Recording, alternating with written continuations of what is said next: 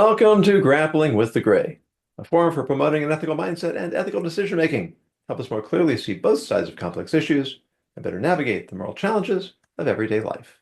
I'm Rabbi Yonason Goldson, and I would like to welcome my guests. With me today is Paul Glover, who is the No BS leadership coach, guiding leaders on their journey to their mountaintop. He's a TEDx speaker and author of Workquake, Making the Seismic Shift to a Knowledge Economy, which is also a little bit of a tongue twister. Also with me is Melissa Hughes, founder and principal at the Andric Group, applying recent brain research to improve employee engagement, company culture, team dynamics, and innovation. And Annette Taylor is researcher of evolutionary psychology and biology. Her website, Cave Dweller Club, offers guidance and insights on how we can better understand the way our own hardwiring influences unconscious bias and decision-making. Thank you all for being with me today. Thank you. And here is today's ethics challenge. On March 10th, Washington Post columnist and Associate Editor Ruth Marcus resigned after 4 decades with the paper. She accused Chief Executive and Publisher Will Lewis of killing her column, criticizing owner Jeff Bezos' announcement that the opinion section will henceforth only publish views consistent with the values of individual liberty and free markets. For years, conservatives have condemned large metropolitan newspapers for liberal bias, but those objections were against political ideology creeping into hard news stories, and also for misrepresentation of facts in support of opinion, not for the opinions themselves. The original intent of the op-ed page was to present an alternative view to those of the paper's own editorial perspective, thereby promoting integrity of thought and advancing spirited debate. This new policy of Jeff Bezos appears to be yet another example of backlash and reactionaryism, objecting so fiercely that objectors become the object of their own objections. In 2017, the St. Louis Post-Dispatch ran an editorial responding to claims of bias by declaring, quote, "Yes, we are biased, and that's the way it should be." I responded in a letter that opinion and bias are two entirely different things. I received a 2-line reply stating essentially, "No, we're right and you're wrong." So, is there a difference between opinion and bias? Do newspapers have an obligation to present opposing viewpoints? And who should set editorial policy? The owner, the publisher, the editor-in-chief, or an editorial board? The floor is open. Well, obviously, there is a difference between opinion and bias. You can have an opinion, it can be not fact-based, doesn't necessarily make it true. Bias is obviously when you try to shift someone to believe a different point of view without the integrity of the facts. That's an interesting definition. Paul, if I hear you correctly, you're suggesting that bias has to do with my communication of my beliefs towards others?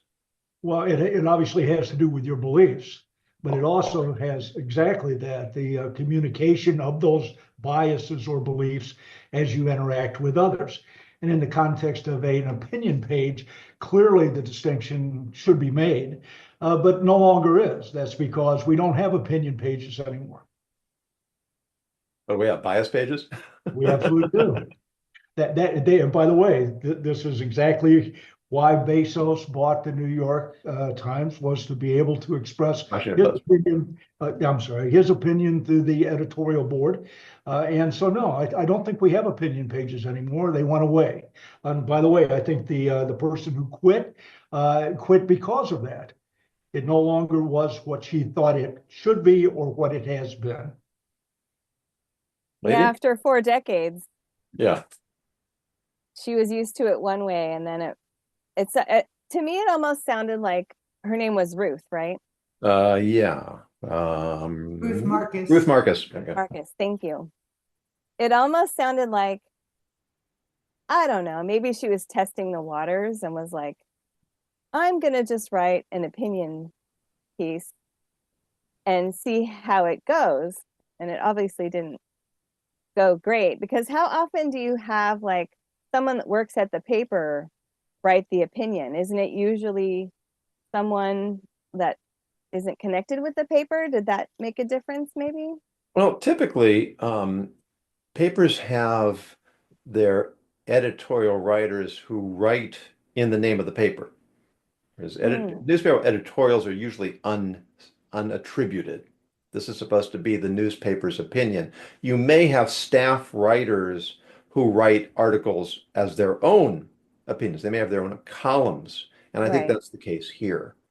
And apparently it was not something she had experienced before in 4 decades. Right. A piece being killed simply because the editorial gods didn't like what she said. Well, I'm going to push back a little on both of you, and just say that I actually, coming off of 5 or 6 years in which the facts aren't the facts, and who knows what the facts are, and nobody can ever believe the facts, and I have found that I actually do I lean toward people whom I respect, and I don't always agree, but I respect folks as having more knowledge than I do in certain areas, because we all can't be experts in everything, right? And so I actually appreciate the opinion pieces because I know it's opinion, and I don't have to figure out if it's fact, or I don't have to do all the fact checking piece of it, right? Which, trust me, I have done my share of that of late. But I remember Brett Stevens, and I think it was Ruth Marcus, did a kind of a back and forth piece, and they took opposite sides of an issue, and they went back and forth, and it was all in the opinion piece. And I think it was the New York Times, I can't remember. And I really enjoyed that, because I actually think we are terrible at taking different sides of an opinion and really digging into it and exploring it. And I think that those folks who do a really good job of opinion writing give us that chance to kind of explore a topic that maybe we don't agree with, that particular stance, but it's not an argument. And I think that that's largely been missing the last few years. So I appreciate that they call it an opinion piece, and that's what it is. It's opinion. Yeah, I'm not sure I heard that as pushback, though. I mean, we may remember, if you're old enough, that 60 Minutes used to have something called Point Counterpoint, which was delightfully lampooned by Saturday Night Live. Although what they did as a lampoon is actually now what you expect. It's just insults and name calling. But to your point, Melissa, and I agree with you completely. I want there to be both sides, but I also want to trust the people who are expressing opinions. One of my favorite quotes is from the late Senator Daniel Patrick Moynihan, who said, "You're entitled to your own opinions, but you're not entitled to your own facts." And opinions should be fact-based. And I want to be able to read opinion columns that are fact-based, that are well-reasoned, and that articulate a lucid position. So then I can try to expand my awareness of the issues and try to understand it from both sides. And I find that both elements are missing today. We don't have the articulation, we don't have the respect, but we also just don't have the commitment to what's factual. Mm-hmm. And isn't that because newspapers are no longer newspapers? They're just one more social media platform.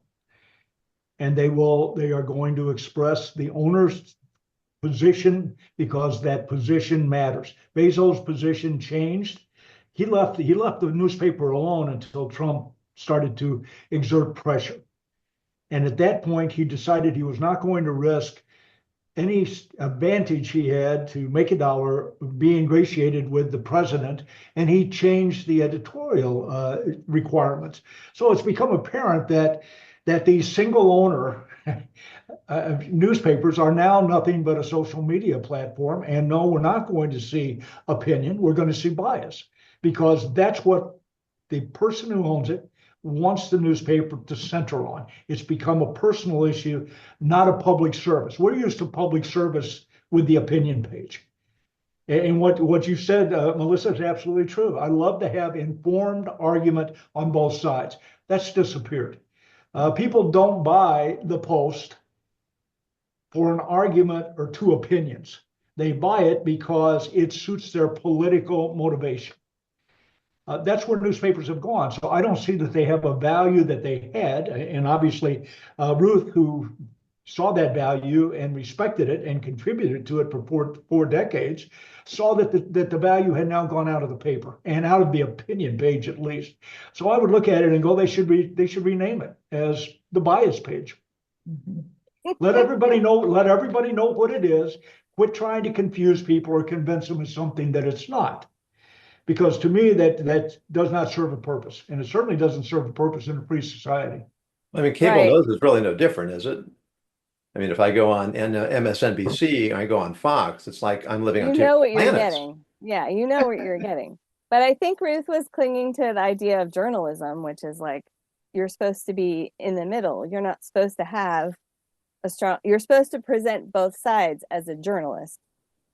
And I think she was trying to act like a journalist in a biased environment. There are no more journalists. I think there are here and there. Okay, yeah. I know that's a generalization. I'd love for you to point one out. I think NPR is pretty good. Ooh. Okay. I will tell you, this goes back a few years. But Maureen Dowd was a longtime columnist for the New York Times. She's the one that did the back and forth with Bret Stephens, Maureen Dowd. Yes. So thank you. Oh, okay. I mean, she was very left-wing, but she took on the Clintons. She felt that they were just the embodiment of corruption. And I used to love reading her, not because I wanted to see her bash the Clintons, but I just love it when someone takes on their own side, because that's really the only way, the only chance we have of changing anybody's mind. Mm-hmm. If it's all sniping across the aisles, then we just entrench ourselves in our groups and our tribes and our ideologies. And when people are willing to take on people on their own side, that's when at least there's a chance that we might be able to move the needle a little bit. No, I would agree with you. When I was a senior in high school, in my AP English class, one of my favorite classes of my life, my teacher, I remember, in my mind's eye, see where I was in the room. I can see the posters that were on the walls. But she told us it doesn't matter how good your ideas are if you can't communicate them.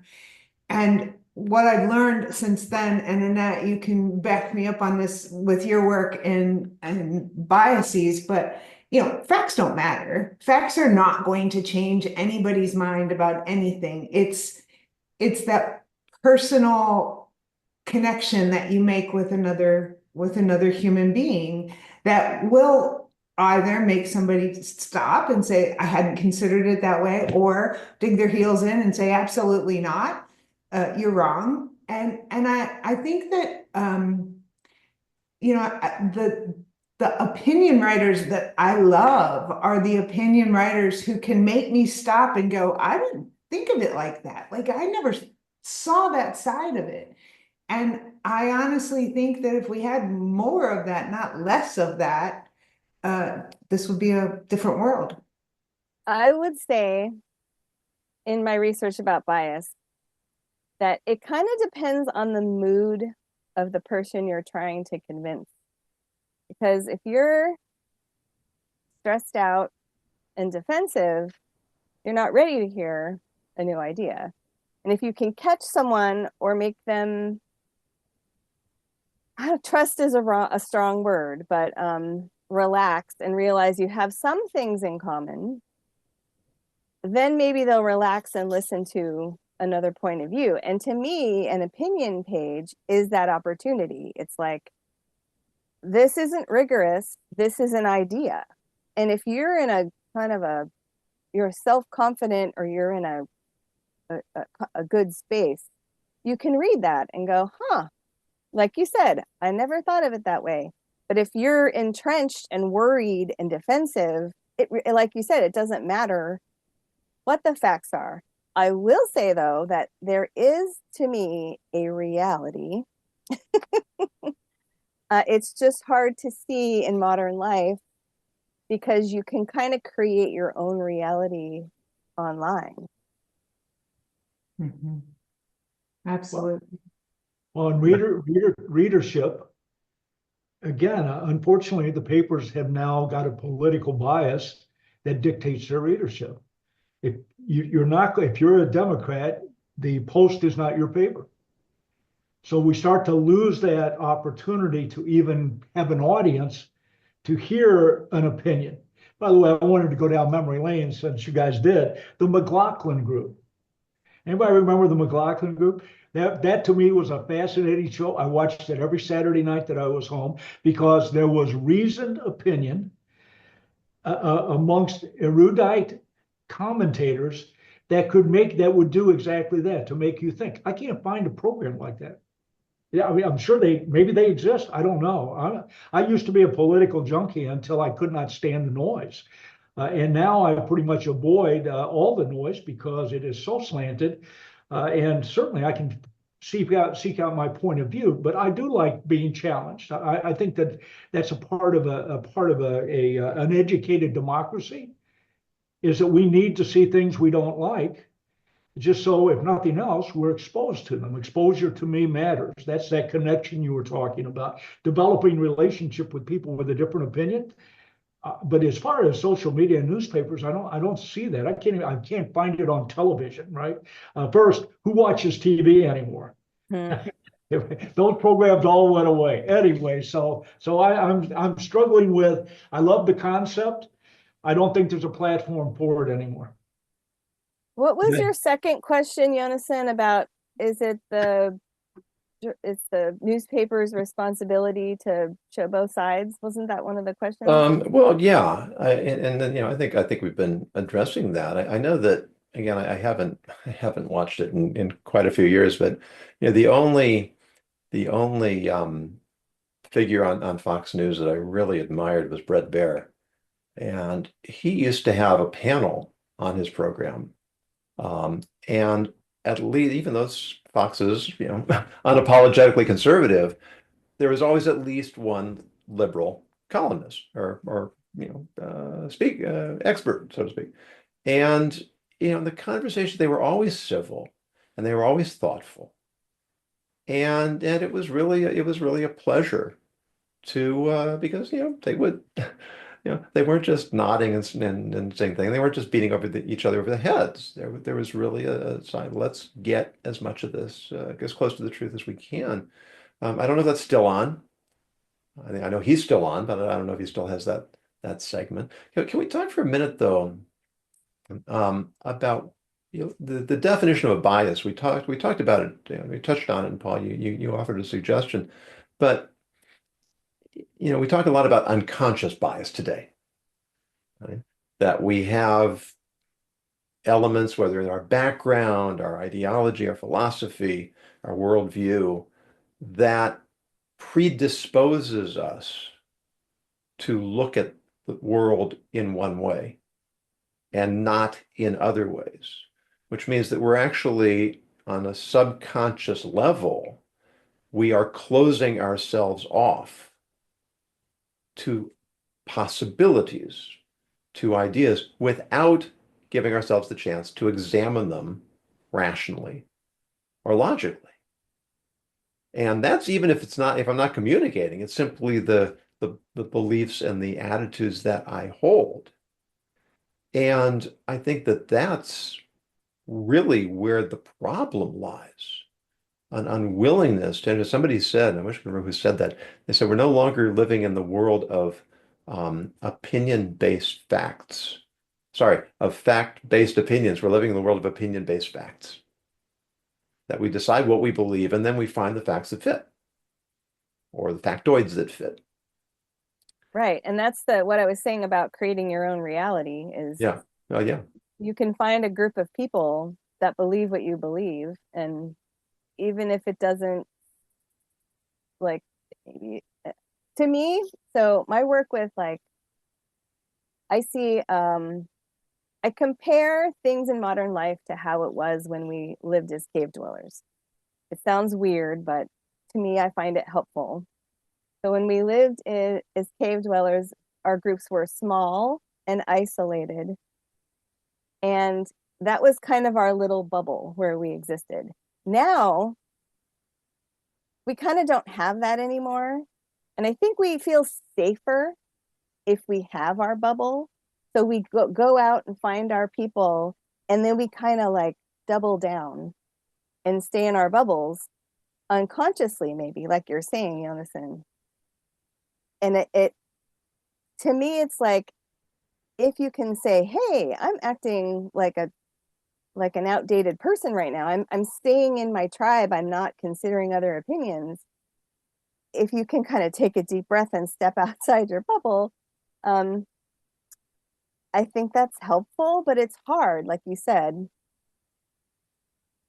I think, yeah, I'm with you on that, Annette. I think, we seek out people like us. I mean, that's an ancestral hand-me-down. Like when we were cavemen, friend or foe, and I'm not going to hang out with the foe. I'm going to hang out with the friends because my survival depends on it.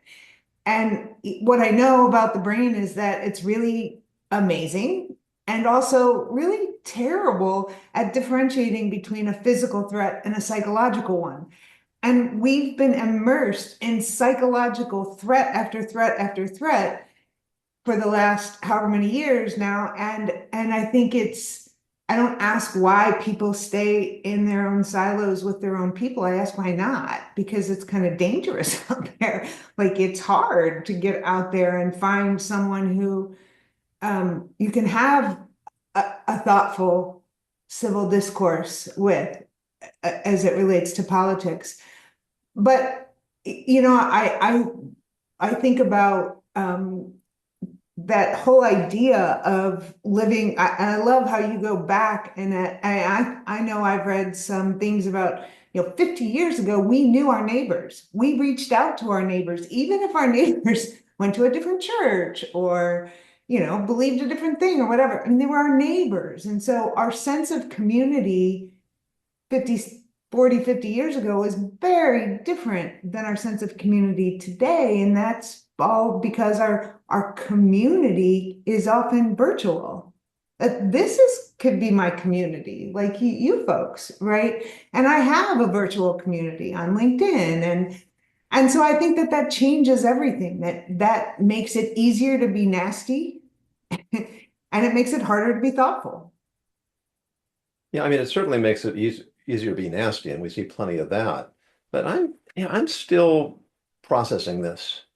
I have found, really, we were talking earlier about since COVID, when this whole Zoom phenomenon began, I have developed really some of the most rewarding relationships with some people I've never met face to face and may never meet face to face. Melissa, you and I have a couple of mutual friends, like Mark O'Brien and Jeff Eichler, who are both regular guests on this program. And, Melissa and Jeff lean more liberal. Mark and I lean more conservative. I don't think we've ever had a fight. We respect each other. We enjoy talking to people who don't think exactly like we do. And we like finding the common ground and then discussing how we can sort of navigate the differences in the way we look at things. And that's incredibly rewarding. But it does take a little bit of work. Well, And it takes ground rules too. I yeah, mean, you were talking about some program on Brett Baer on Fox, and I watch Fox sometimes. I mean, I watch it in multi-view to look at the chyrons and see how the world is different in each corner of the television, right?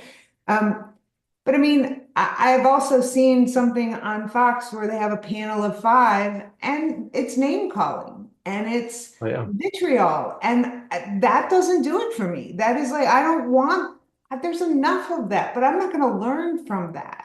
Right. And so I think there have to be ground rules. Yeah. And they also think what else has to be, there has to be, we have to be confident and secure in our own beliefs, which means we have to have reached them rationally. We have to have done the homework and thought them through and talked to people who don't agree with us so that we can get that double check on our own thinking. Then, all right, I feel very confident, so I'm not afraid to engage you. I'm also not afraid if you can prove me wrong. I mean, I always like to say, if someone proves me wrong, what do I want to do then? Keep being wrong or start being right? But if I haven't done that homework, if I don't have that foundation in facts and logic and reason, then I feel incredibly insecure. And anyone who disagrees with me is now a threat, the threat you were talking about, Melissa and Annette. Right? And so I retreat into my tribe and we circle the wagons and we shoot the arrows. Yep. And so it goes. I real quick, I know Paul hasn't said anything in a second, but real quick, I like to say, like, some people are in a bubble and some people are in a balloon. If you're in a bubble, your beliefs are fragile. And when people get near them, you get a little worried. If you're in a balloon, there might be room, you can squish it. And so if your beliefs are in a balloon, you can bump up against people and like learn new things. But if you're in a bubble, you're like, stay away, don't touch my beliefs. I like it. And that's that I call it the echo chamber. Everybody lives in an echo chamber. And what you do is you start to exclude people who do not echo your biases, your beliefs, your opinion. And we slowly fill that echo chamber with people exactly like us because what you said is absolutely true. It's a comfort zone. And right now we live in a very uncertain world. That's the way it feels to me. It's the way it feels to everyone I know. No one is comfortable in this world. We're all waiting for something else bad to happen. Perhaps that's the post-COVID impact of something that rattled everybody's world, and we haven't recovered from it.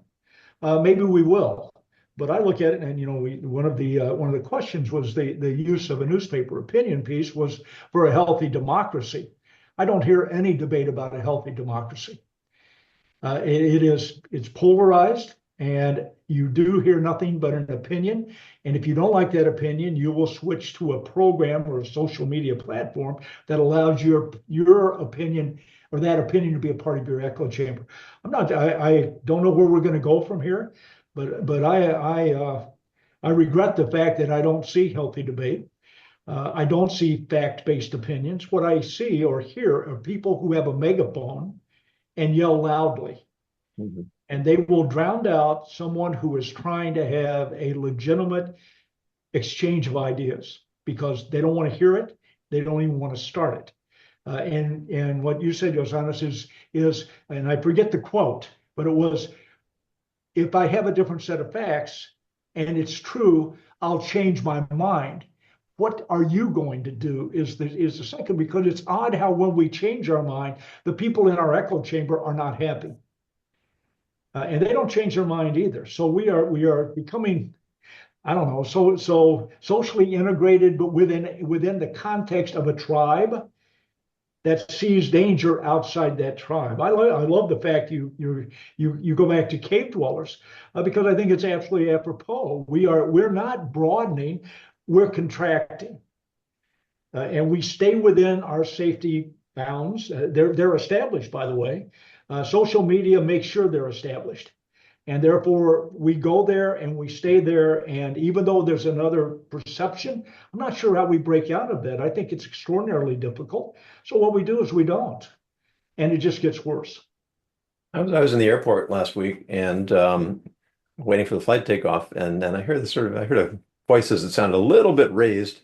So I started paying attention, and there was this fellow that looked like he was maybe 30s or 40s, engaging this group of teenagers.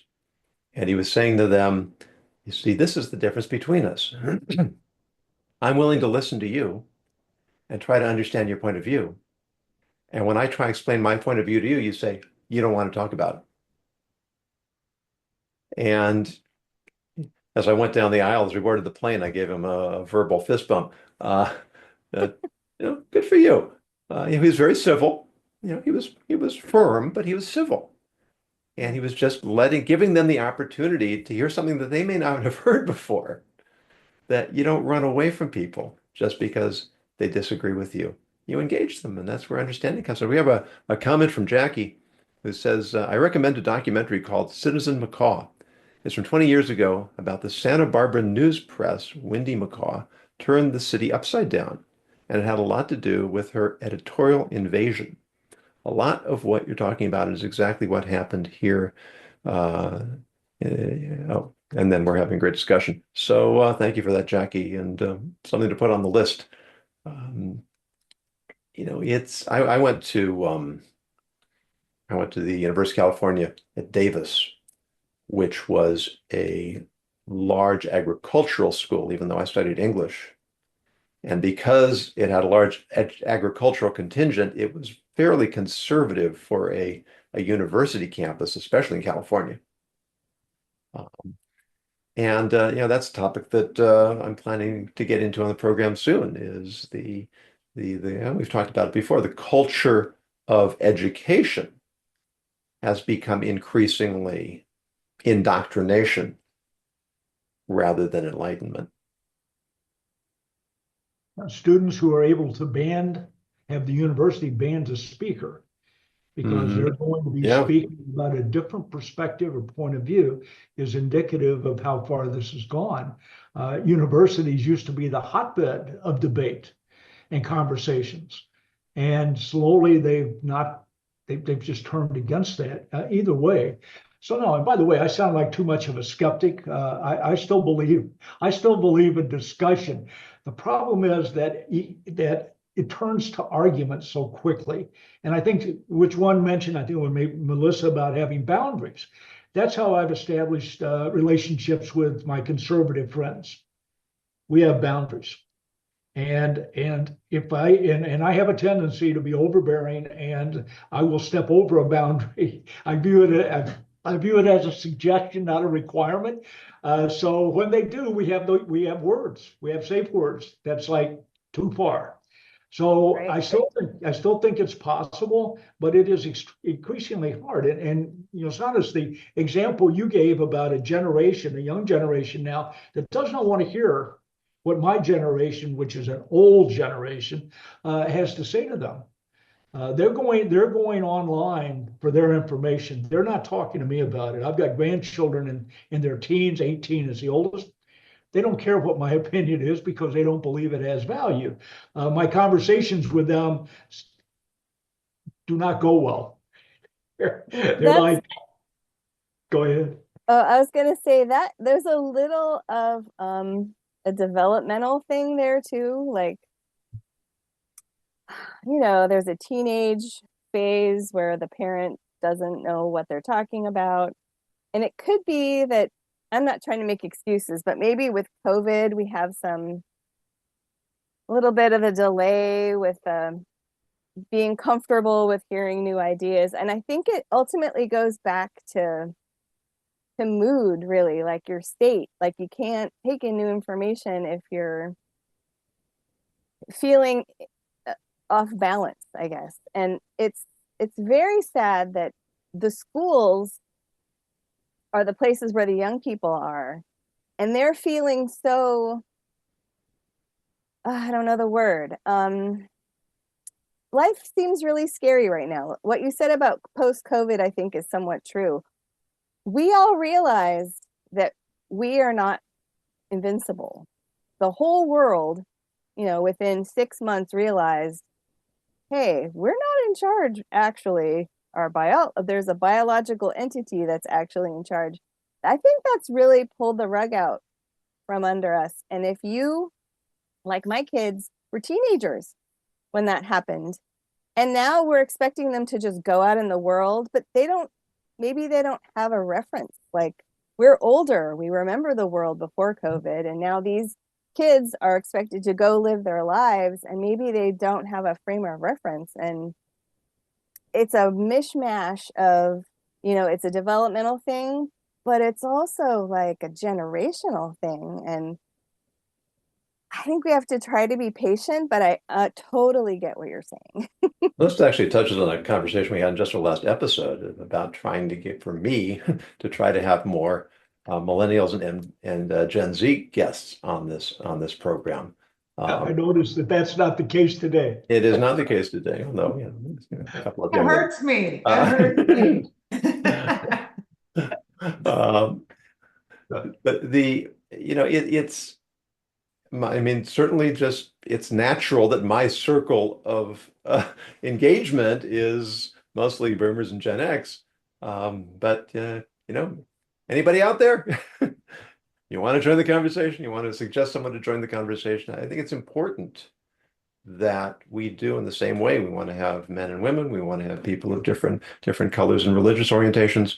We want to have the different generations represented because we do think in different ways and we do see the world differently. And there has to be that engagement. There's one more topic I'd like to get to before we wrap up.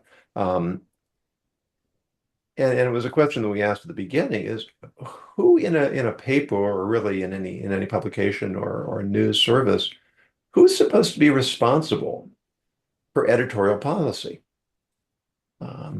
And Jeff Bezos bought the paper. Traditionally, the owner of the paper was not the one to set the editorial policy, which itself seems a little bit strange. You have this whole hierarchy of owner, publisher, editor, and I'm not always sure where the lines are between those roles. And then editorial staff. I wrote commentaries for several years for the St. Louis Post-Dispatch, which, like most metropolitan papers, is and was fairly left-wing or liberal. And the editors regularly ran my commentary pieces because they wanted to have those opposing views. I didn't fault them for having their editorial angle. And I think everybody does. I mean, you have your opinion and you want your opinion out there. And the people who are running the paper definitely want it. One, you have to separate it from the hard news. But aside from that, is it wrong for Bezos as the owner to impose an editorial view? Or is he wrong because he refuses to allow other views in, which I think we've already decided? But can we examine that first point a little bit? I think as the owner, I think he has the right to say, this is what I want my organization the principles I want my organization to stand on. And then customers can say, that doesn't align with my values, I'm out, check please, or yes, I subscribe to that. I think the part that is disconcerting to me about the Bezos thing is, we know that teams, if you really want to build a great team, you don't find 10 of the smartest people. You find 10 smart people who have different perspectives, who bring different experiences. Like, diversity of thought is probably like the strongest attribute you can bring to a team. And so to me, I think it's so short-sighted for Bezos to say, one thought, this is it, and then, he doesn't need like my money or your money or whatever. And so if I say, I'm not subscribing anymore, like you're going to lose me as a customer, so what? He doesn't care. But I think he does a huge disservice to us, society, by just denying that diversity of thought, because that's how you grow. I mean, that's how you discover the things that you never knew. I only see the world through my lens. I don't see the world through Jonathan's lens. And so if Jonathan and I never get to have a conversation, then I never get to benefit from his experiences and vice versa. And so I just think he's short-sighted. Like, do I think he has the right? Sure. What does he gain though? What do we gain?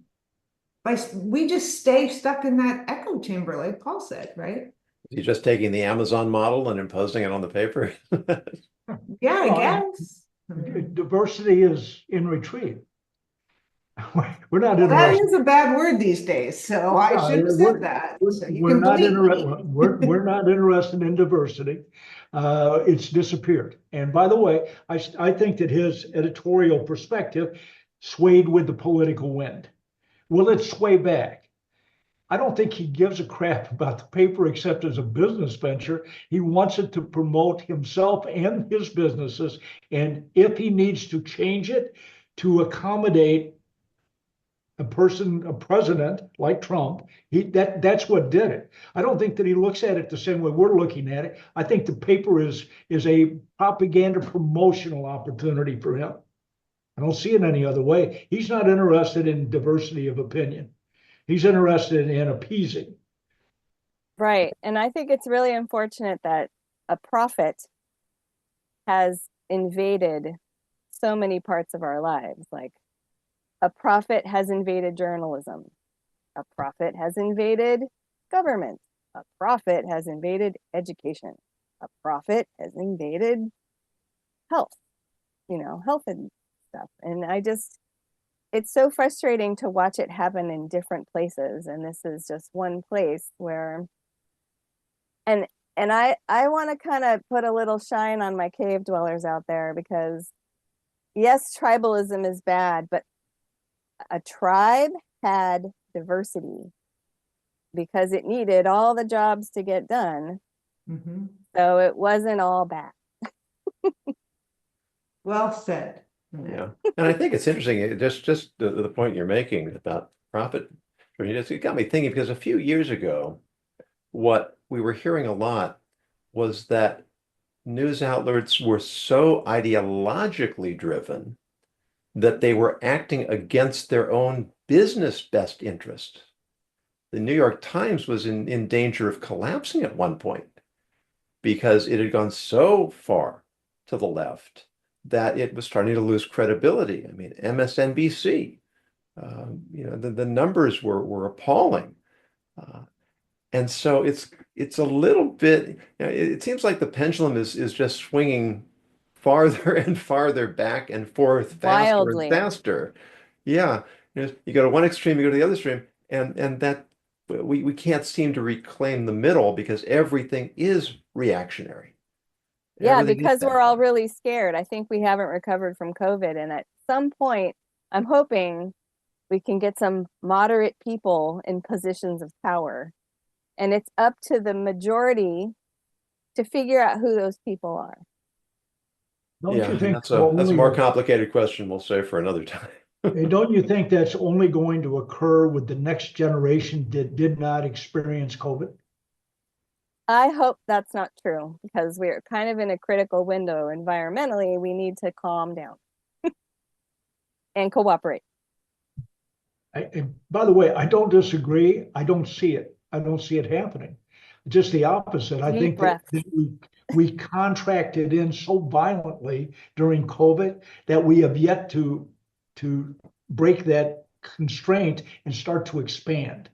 And I'm not sure because of the dramatic impact COVID has on the psyche.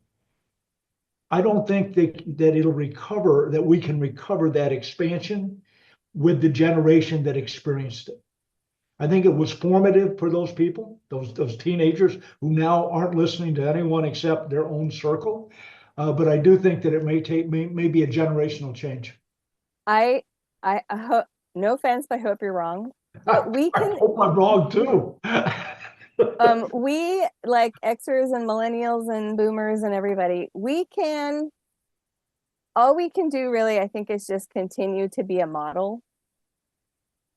That's really all we can do. But if we freak out too, we just got to take deep breaths and try our best.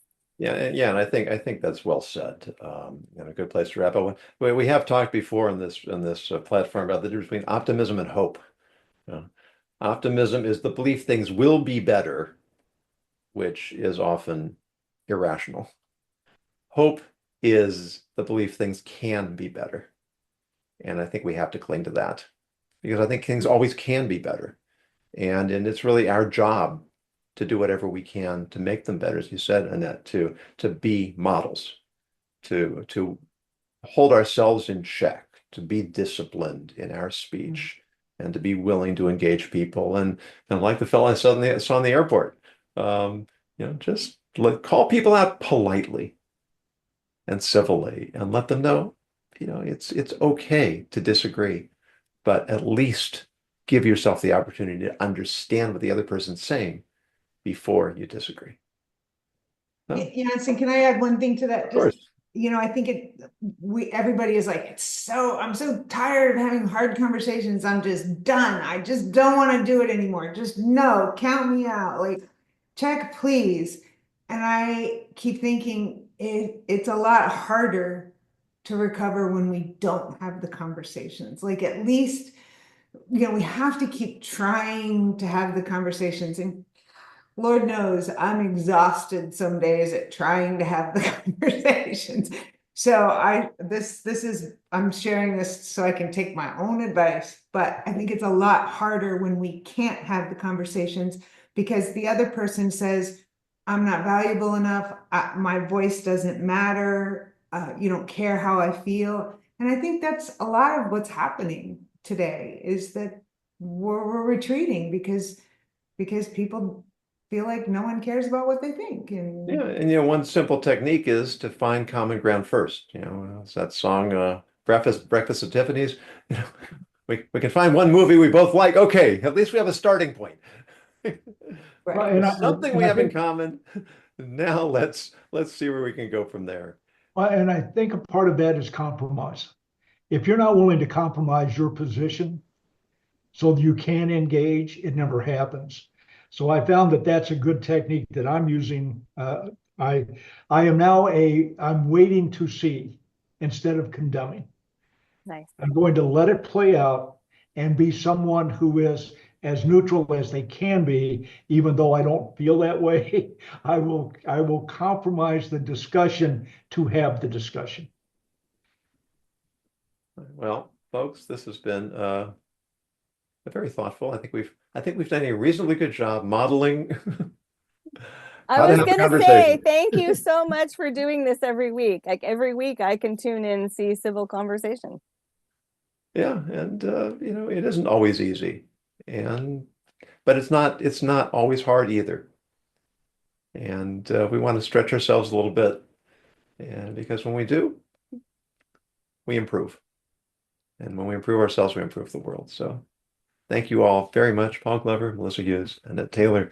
Really grateful for your time, your thought, and your engagement, and your civility. So look forward to the next time. For those of you who are watching and listening, very often we have after conversations, which are made available to premium members. You go to my Substack, you can find the information there to join. And if you have a topic that you would like us to take up on a future episode, please go to my website, ethicsninja.com, use the contact information, leave your suggestion. If it's compelling, we will take it up. If you'd like to suggest guests, ideally one's a little younger than those you're listening to today. No offense. Or just mature. Again, that hurts me. Their experience. Well, Melissa, and then I have to tell people that you're mature because you both look so youthful. Yeah. That was a good save. Until then, we continue, as always, to encourage you to always grapple with the gray.